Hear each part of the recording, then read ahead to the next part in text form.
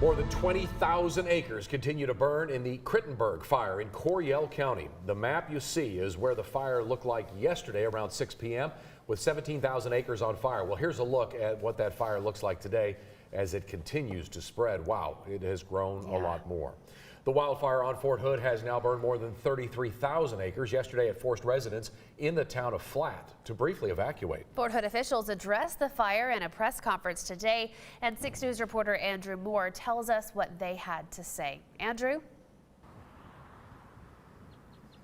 Fort Hood officials say the fire is no longer a threat to local homes, and they are trying to contain it, though the wind is still an issue, as you can probably tell. Still, we wanted to know, how did this fire start, and why did it take so long to get this under control? Here's what they had to say. Yeah, so Chief Lima talked about, small arms fire and mortars. Those is a combination of those two things right now that we think is what led to the fire breaking out. Fort Hood Garrison Commander Chad Foster told us he believes the fire started earlier in the week during training.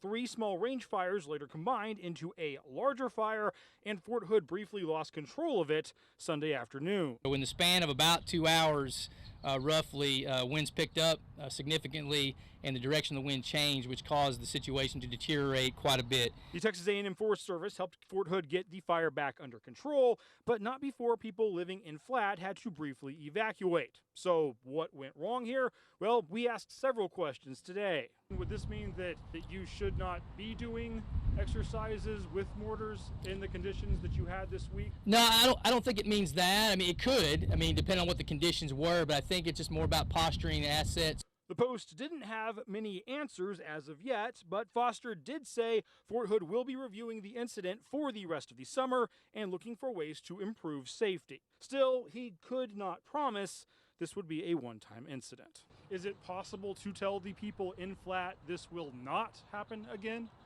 Or can you not say that? Well, I mean, I don't know if I want to, get into predicting the future, okay? But I will tell you that we will. The lessons we're going to learn from this are certainly going to lower the risk of it ever happening again.